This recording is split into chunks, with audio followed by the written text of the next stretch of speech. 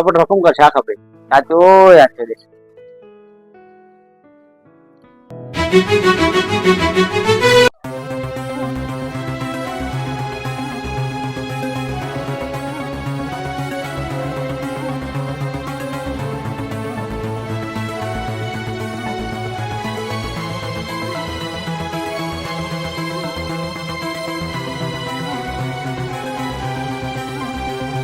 Aedes बाबा मतलब छा खणी आवा पुट ये तू कानो वठी आवा बाबा हे मां चोरी करे खणी आवा वाह पुट ये तो ॾाढो सुठो कई बुख भी ॾाढी लगी आ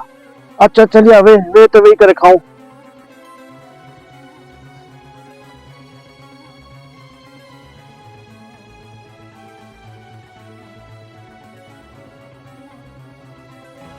पंद्रहं सालन खां पोइ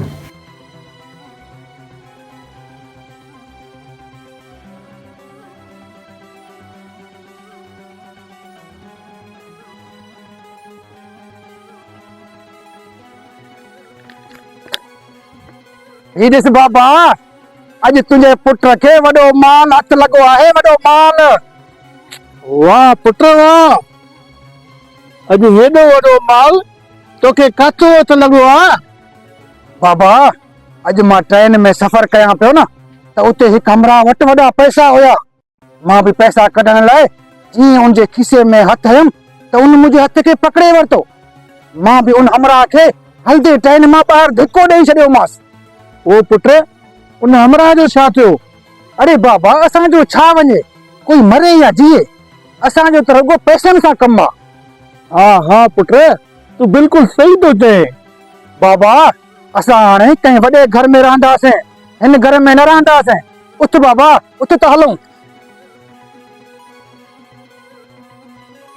बाबा ही ॾिस ही आहे असांजो नओं घर तव्हांखे कीअं लॻो वाह पुट वाह ये तो तमाम वॾो ऐं सुठो घर आहे वाह वाह वाह वाह पुट वाह हिकु सफ़ाई आलीशान पगड़ो लॻो पियो आहे छा ओके डन मां हाणे ई अचां थो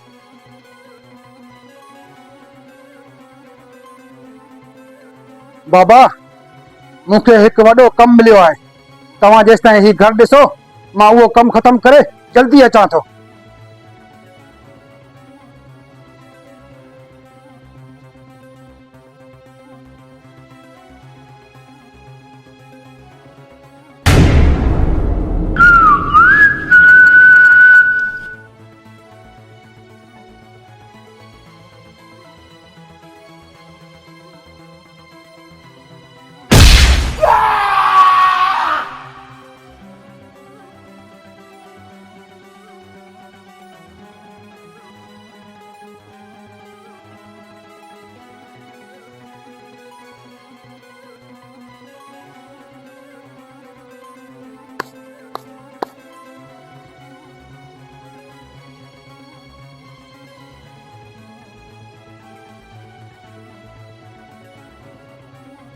तव्हांजो कमु थी वियो पैसा मुंहिंजे अकाउंट में मोकिले छॾिजो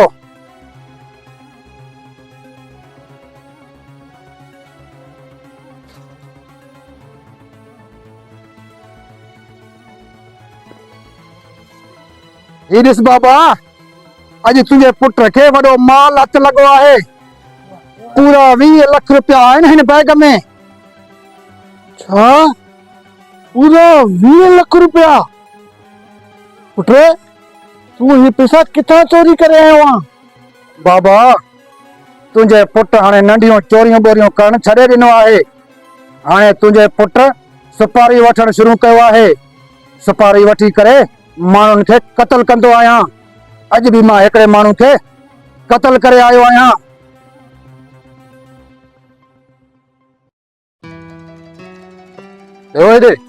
वेठो साम्हूं मुजरिम गिरफ्तार करेस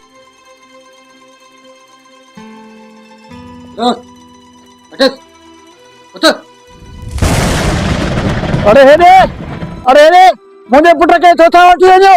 मुंहिंजे पुट जो कसूर छा आहे पुछी तो कसूर छा आहे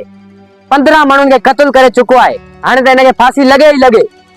अड़े हेॾे तुंहिंजी का आख़िरी ख्वाहिश आहे त मूंखे हिते ॿुधाए। हाँ साहब, मुंहिंजी आख़िरी ख्वाहिश इहा आहे त मुंहिंजे पीउ जहिड़ो पीउ अलाह कंहिंखे बि न ॾे। बाबा, जॾहिं मां पहिरियों चकर मिठाई चोरी कयुमि, अगरि तव्हां उन टाइम मूंखे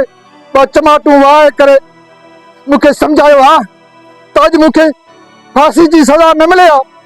मुंहिंजे मौत जो ज़िम्मेवार सिर्फ़ तूं आहे बाबा, सिर्फ़ तूं आहे बाबा। जेकॾहिं तव्हांजा ॿार कोई ग़लती कनि था त उन्हनि खे जल्दी सम्झायो ऐं उन्हनि खे थोरी घणी सज़ा बि ॾियो, पर उन्हनि जो साथ कॾहिं बि न ॾिजो, छो जो तव्हांजो उन वक़्तु उन्हनि सां साथ ॾियणु उन्हनि जी ज़िंदगी तबाह ऐं बर्बाद करणु आहे, छो जो ॿार वॾा थी करे उहे ई कंदा आहिनि जेको पीउ माउ उन्हनि खे सेखारींदा आहिनि। अगरि तव्हांखे असांजो ही मैसेज सुठो लॻे त हिन खे पंहिंजे दोस्तनि सां ज़रूरु शेयर कजो। महिरबानी।